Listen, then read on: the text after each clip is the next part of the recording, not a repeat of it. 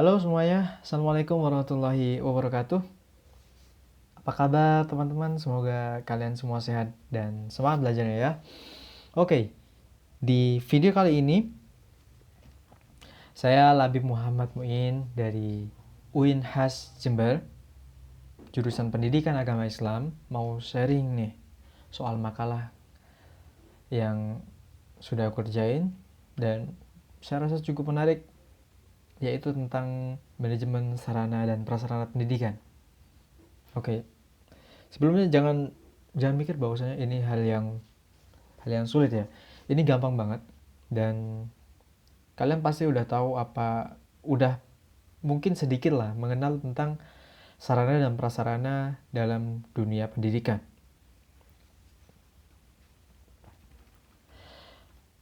Oke, jadi gini guys. Pendidikan itu kan bukan cuma soal guru yang ngajarin murid aja atau soal kurikulum yang keren, tapi juga soal fasilitas yang menunjang proses pembelajaran itu sendiri. Oh, bisa bayangin ya, coba kau punya guru yang pinter banget, cara bicaranya bagus banget, cara engagingnya juga bagus, tapi belajarnya duduk di tikar, panas-panas, nggak ada papan tulis, di tengah lapangan mungkin ya, nggak ada buku, nggak ada proyektor. Ya itu kan sama aja kayak nonton konser gitu. Tapi dapat tempat duduk di balik tiang panggung. Ya nggak kelihatan gitu loh, maksudnya nggak enak. Nah, karena itulah sarana dan prasarana pendidikan itu penting banget. Ini juga ditegaskan juga dalam Undang-Undang Pendidikan itu sendiri, Pendidikan Sistem Pendidikan Nasional, bahkan dalam Islam juga kita diajarkan untuk menjaga amanah dan menggunakan fasilitas sebaik mungkin untuk kemaslahatan umat. Jadi, fasilitas pendidikan itu juga amanah. Oke, lanjut. Pengertian dan ruang lingkup. Oh, kita mulai dari dasar dulu ya. Apa sih bedanya sarana dan prasarana pendidikan? Oke, jadi bedanya itu simple. Sarana itu yang bisa dipakai langsung dalam proses belajar. Misalnya kayak buku, komputer, alat peraga. Dan prasarana itu yang sifatnya pendukung atau tetap. Kayak misalnya bangunan, kelas, ruang guru, lapangan, perpustakaan, dan sebagainya. Oke, coba deh lihat sekolah-sekolah zaman sekarang. Banyak yang udah mulai pakai smartboard, wifi di kelas, bahkan beberapa udah pakai sistem pembelajaran hybrid. Tapi ada juga yang masih struggle karena kekurangan fasilitas dasar. Ini menjadi tantangan tersendiri dalam pemerataan pendidikan. Apalagi sekarang ya, Gen Z dan Gen Alpha mungkin sudah digital banget ya. Kalau sekolah yang masih pakai kapur dan papan hijau, bisa-bisa dibilang boomer banget. Oke, ada beberapa prinsip yang harus diperhatikan dalam manajemen sarana dan prasarana pendidikan ini. Oke, kita masuk aja langsung ke prinsip-prinsipnya. Dalam manajemen sarana dan prasarana, ada beberapa prinsip yang harus diterapkan supaya pengelolaannya berjalan efektif dan efisien. Oke, yang pertama, itu efektivitas. Artinya, pras harus tepat guna. Yang kedua, efisiensi. Yaitu nggak boros, tapi tetap berkualitas. Dan yang ketiga, kejelasan tanggung jawab, yaitu siapa yang harus bekerja di bidang ini adalah ini, siapa yang harus bekerja di bidang ini dan orang ini. Dan semua sudah sesuai dengan kapasitas atau kompetensinya masing-masing. Oke, yang keempat, partisipatif. Semua pihak ikut andil, nggak cuma kepala sekolah sebagai penanggung jawab, tapi juga Semua pihak ikut berkontribusi menjaga manajemen dan sarana dan prasarana pendidikan. Dan yang kelima, administratif. Ya mana semuanya itu tercatat, transparan, dan accountable. Nah, ini penting banget apalagi di era medsos, netizen tuh cepet banget kalau ada yang aneh. Misalnya ada sekolah yang viral karena dana bos habis, tapi murid duduk di lantai. Itu bukan cuma masalah fasilitas, tapi juga manajemen. Ya, itu benar banget. Oke, lanjut. Pada bagian ketiga ini, kita akan membahas tentang model dan prosedur penerapan manajemen dan manajemen sarana dan prasarana pendidikan. Manajemen sarana dan prasarana itu punya tahapan yang jelas. Kayak kamu misalnya lagi bikin konten tuh, yang ada plan-nya, ada syutingnya, ada editingnya, dan ada sesi uploadnya. Nah, dalam konteks ini juga ada. Oke, jadi kita bahas ya. Yang pertama, planning. Planning ini adalah perencanaan, oke? Analisis yang mana di perencanaan ini kita harus analisis kebutuhan. Kebutuhannya apa, biayanya apa, dan prioritasnya apa. Itu secara garis besar, oke? Terus yang kedua, penggandaan. Ya, proses penggandaan ini proses beli atau dapat surplus dari berbagai sumber. Nanti kita akan bahas untuk lebih dalamnya. Dan yang ketiga, pemanfaatan. Bagaimana surplus itu digunakan secara optimal. Dan yang keempat, yang keempat itu adalah pemeliharaan biar surplus tetap awet dan layak pakai. Oke, yang kelima, penghapusan. Penghapusan, buang, atau lelang barang yang sudah rusak total. Dan yang keenam, inventaris dan pelaporan. Semua dicatat dan dilaporkan ke dinas pendidikan atau yayasan. Itu secara garis besarnya aja. Nanti kita akan bahas untuk lebih dalamnya, oke? Oke, contohnya nih. Saya ada cerita dikit di SDN di Banjaran 4 atau SD Bintang Madani, mereka udah punya sistem manajemen yang rapi banget. Bahkan sampai punya sistem pengajuan kebutuhan dari guru ke yayasan loh. Ini keren karena transparan dan partisipatif. Kalau kayak gini, semua fasilitas bisa digunakan semaksimal dan gak ada yang nganggur. Ingat pepatah Gensi, barang yang gak dipakai itu lebih nyakiti daripada mantan yang ninggalin pas sayang-sayangnya. Oke. Kita sebelum penutup kita akan membahas lebih dalam ya mengenai sarana dan prasarana. Oke, karena waktunya minimal 15 menit, jadi kita akan membahas secara gamblang mengenai apa ya yang asik untuk dibahas itu, misalnya lah perencanaan. Oke, perencanaan. Jadi di makalah kan udah dijelaskan tentang perencanaan itu gimana. Jadi dari setiap artikel penelitian mereka punya keunikan tersendiri lah bagaimana sebuah sekolah bisa merancang perencanaan sebegitu rapinya, dan mereka punya cara mereka sendiri-sendiri. Oke, kali ini kita akan melihat ya, meninjau ulang di salah satu sekolah ya. Perencanaan dan prasarana pendidikan merupakan langkah awal dalam memastikan ketersediaan fasilitas yang mendukung proses pembelajaran. Tahap pertama dalam perencanaan ini adalah analisis kebutuhan, yaitu proses evaluasi terhadap sarana dan prasarana yang diperlukan baik di kelas maupun di luar kelas. Sekolah juga perlu mengidentifikasi fasilitas yang sudah ada, mengevaluasi kondisinya, serta menentukan tambahan yang diperlukan sesuai dengan perkembangan teknologi, kurikulum, dan juga jumlah siswa.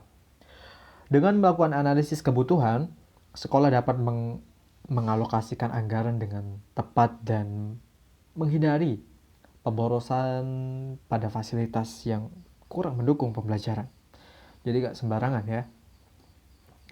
Oke, setelah kebutuhan itu diidentifikasi, tahap berikutnya adalah analisis pembiayaan dan bertujuan memastikan ketersediaan dana untuk pengadaan sarana dan prasarana.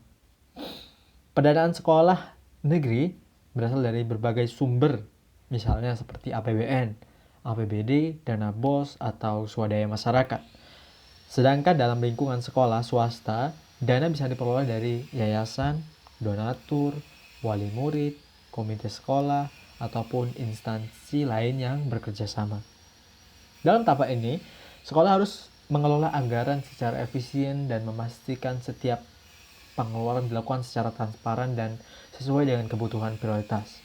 Dengan perencanaan pembiayaan yang matang, sekolah dapat meminimalisir penggunaan dana yang tidak tepat sasaran, serta menghindari permasalahan keuangan di masa mendatang.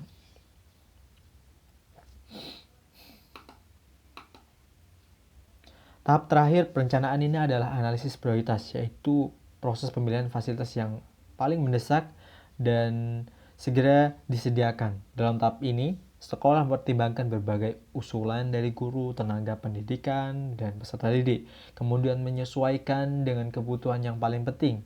Analisis prioritas sangat penting agar fasilitas disediakan benar-benar bermanfaat bagi pembelajaran, serta penggunaan dana dapat lebih terarah dan efisien. Dengan demikian, perencanaan sarana dan prasarana pendidikan yang dilakukan secara sistematis akan memastikan bahwa sekolah memiliki fasilitas yang memadai dan mendukung kualitas pembelajaran bagi peserta didik. Oke, itu dari yang disebut dengan perencanaan ya. Jadi perencanaan itu ada banyak cara. Di setiap sekolah punya cara mereka sendiri-sendiri. Tadi kan prinsip ya. Kita akan coba terjun ke prosedurnya. Prosedur itu bagaimana cara melakukan itu. Tadi kan udah dibahas perencanaan itu apa. Jadi sekarang kita akan membahas tentang bagaimana caranya. Oke, jadi setiap sekolah punya cara mereka masing-masing dan kita akan bahas sebagai berikut. Oke, yang pertama, saya bacakan dulu ya. Perencanaan sarana dan prasarana pendidikan di sekolah dilakukan melalui 3 tahapan penting, yaitu analisis kebutuhan, analisis pembiayaan, dan analisis prioritas. Analisis kebutuhan melibatkan evaluasi terhadap sarana dan prasarana apa saja yang diperlukan untuk mendukung proses pembelajaran, baik di dalam maupun luar kelas. Guru memiliki tanggung jawab lebih besar dan tahap ini dibandingkan guru mata pelajaran. Hasil analisis ini menjadi dasar untuk mengusulkan pengadaan barang seperti rak buku, alat peraga, buku pelajaran. Selanjutnya, analisis pembiayaan bertujuan untuk menyesuaikan antara kebutuhan surplus dengan dana yang tersedia, serta juga itu meminimalisir penggunaan dana yang tidak tepat sasaran. Terakhir, dilakukan analisis prioritas untuk menentukan apa aja nih sarana dan prasarana mana yang harus didahulukan pengadaannya berdasarkan urgensi dan ketersediaan dana sekolah. Jadi misalnya nih, kalian punya kamar dan kalian punya biaya 100.000 dan kalian misalnya butuh apa aja. Misalnya di kamar kalian misalnya butuh meja. Kalian catat tuh apa aja yang dibutuhkan dan direncanakan dulu sebelum check out. Jadi nggak sembarang butuh ini langsung beli, tapi nggak. Untuk lebih efisiensinya, agar lebih efisiensi dan bisa worth it lah, kalian harus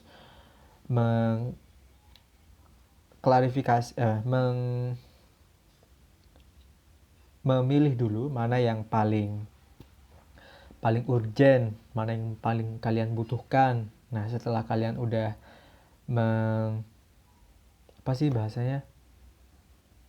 mengotak-ngotakkan itu ya, membeda-bedakan, baru kalian bisa pergi check out.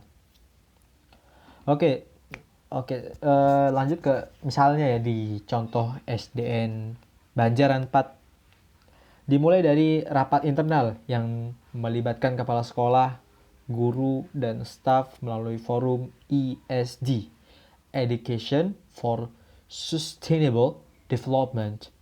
Dalam forum ini dibahas evaluasi terhadap kondisi surplus dan perencanaannya. Penggunaan di tahun berikutnya, perencanaan disusun dengan memperhatikan skala prioritas berdasarkan kebutuhan paling mendesak, dan seluruh anggaran disesuaikan dengan dana BOS, bantuan operasional sekolah yang tersedia.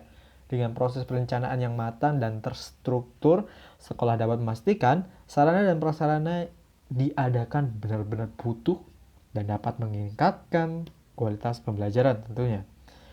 Oke, ya tadi kan udah dijelasin tuh. Oke, kita lanjut ke contoh berikutnya agar kalian juga bisa lebih mantap gitu ya. Misalnya, perencanaan sarana dan prasarana di SD Bintang Madani dilakukan terstruktur melalui analisis kebutuhan pada tahun awal ajaran.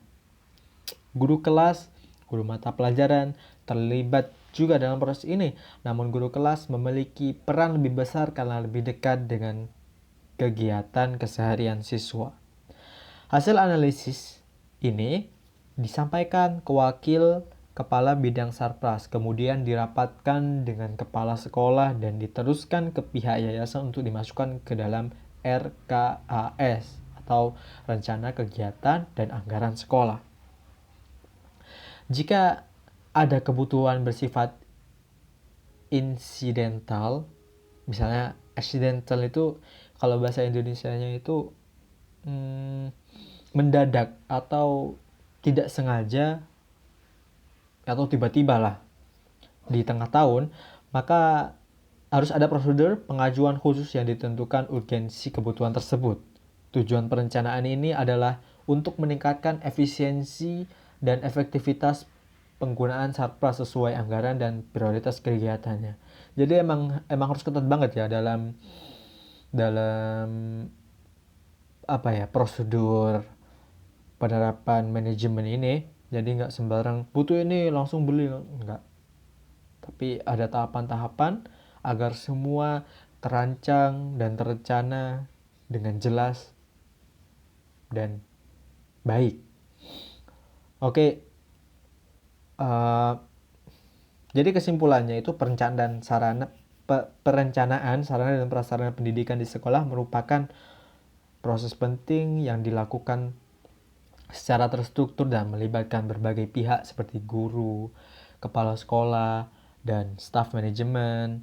Proses ini juga mencakup analisis kebutuhan, pembiayaan, dan prioritas untuk memastikan sarpras yang diadakan sesuai dengan kondisi kebutuhan real dalam pembelajaran. Sekolah seperti SDN Banjaran Pan dan SDN Bintang Madani menerapkan perencanaan melalui forum internal dan evaluasi rutin, serta menyelaraskan dengan anggaran seperti dana BOS dan RKS guna meningkatkan efektivitas pembelajaran dan efisiensi penggunaan dana. Oke, saya rasa waktunya udah cukup lama banget ya. Kita masuk ke bagian penutup.